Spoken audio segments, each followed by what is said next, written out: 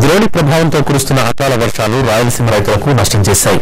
కర్నూలు, అనంతపురం జిల్లాల్లో పంటలు దెబ్బతిన్నాయి. కోళ్ల ఫారాలు కూలిపోయాయి. విద్యుత్ సరఫరా కూడా అంతరాయం కలిగింది.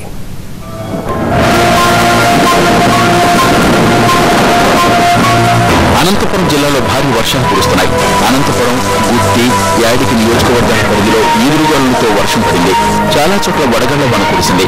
యాడికిలో వడగళ్లు మీద పడి వృద్ధురాలు చనిపోయింది. గుత్తిలో గాలివానకు కోళ్లఫారం కొట్టుకుపోయి భారీగా ఆస్తి నష్టం జరిగింది. బొమ్మనహాల్ మండలంలో 300 ఎకరాల్లో పంట నష్టం వాటిల్లింది.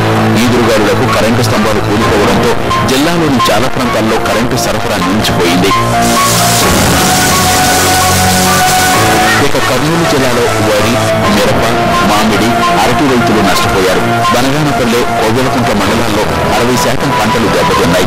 చేలంలోని మిరప దెబ్బతింది. ఈదురుగాలులకు తోటల్లోని మామిడి పిందెలు, కాయలు రాలిపోయాయి. ఈ నష్టం నుంచి ఎలా కోలుకోవాలంటూ గోరుమంటున్నారు రైతులు.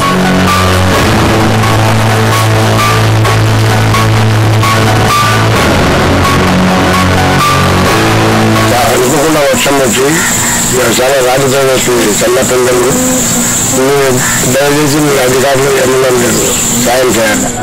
ఓవైపు కరువు, మరోవైపు అకాల వర్షం రాయలసీమ రైతుల్ని నట్టేట ఉంచాయి. ప్రభుత్వం ఆదుకోకుంటే బయటపడడం కష్టమంటున్నారు రైతులు. ఎండాకాలం వాన తెలంగాణ రైతుల్ని దారుణంగా దెబ్బతీసింది. అకాల వర్షాలకు మామిడి నుంచి మొక్కజొన్న వరకు అన్ని రకాల పంటలు నాశనమయ్యాయి. రైతులు ఇప్పుడప్పుడే కోలుకునే పరిస్థితి కనిపించడం లేదు. అటు భారీ వర్షాలకు ముగ్గురు చనిపోయారు. అకాల వర్షం వరంగల్ రైతులను నిండా ఉంచింది. వానకు ఎదురుగాలులు తోడవడంతో మామిడి, మిర్చి పంటలు తీవ్రంగా దెబ్బతిన్నాయి. మొక్కజొన్న, వరి పంటలకు సైతం నష్టం కలిగింది. జిల్లాలో అర్ధరాత్రి తర్వాత మొదలైన ఈదురుగాలులు రైతుల్ని కోలుకోకుండా చేశాయి. పలు చోట్ల విద్యుత్ స్తంభాలు ఒరిగిపోయాయి. కొన్ని ప్రాంతాల్లో తీగలు తెగిపడ్డాయి. వరంగల్ నగరంలో 2 చనిపోయారు. ఎస్ఆర్ఆర్ తోటలో ఉంటున్న రమేష్, రాజమణి ఇంటి మీద 11 kV లైన్ తీగలు తెగిపడ్డాయి. ఇది గమనించని దంపతులు ఉతికి ఆరేసిన బట్టలు తీసేందుకు పైకి వెళ్లి షాక్ కొట్టి చనిపోయారు. నిజామాబాద్ జిల్లాలో 2 రోజులుగా ఈదురుగాలులతో వర్షం కురుస్తోంది. రబీ, వరి కోతకొచ్చిన టైంలో పడుతున్న వర్షం రైతుల్ని కష్టాలు పాల్చేసింది.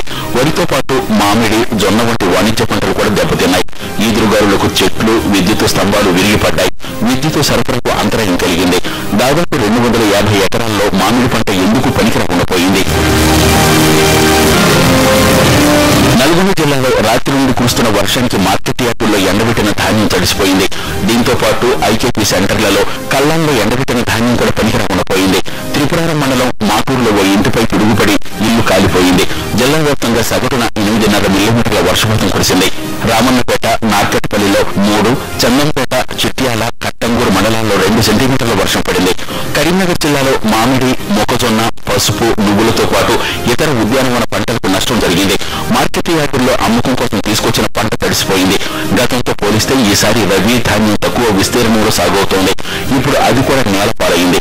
మరోవైపు అనూహ్య వాతావరణం మార్పులకు తట్టుకోలేక పిల్లలు, వృద్ధులు సతమతమవుతున్నారు. మెదక్ జిల్లా రైతులు కూడా అకాల వర్షానికి తీవ్రంగా నష్టపోయారు. నారాయణఖేడ్, జహీరాబాద్, ఆందోల్, మెదక్, సిద్దిపేట, సంగారెడ్డి, నర్సాపూర్ నియోజకవర్గాల్లో పండ్ల తోటలు, పూల తోటలు, వరి, కూరగాయల తోటలు ధ్వంసమయ్యాయి. ప్రభుత్వం ఆదుకోవాలని కోరుతున్నారు రైతులు. జహీరాబాద్ మండలం రంజోల్ గ్రామంలో లోతైన గొంతులో వర్షపు నీరు చేరింది. ప్రమాదవశాత్తు ఆ గొంతులో పడి ఓ వృద్ధురాలు చనిపోయింది. ఇలా అకాల వర్షం తెలంగాణ రైతుల్ని అల్లకల్లోలం చేసింది.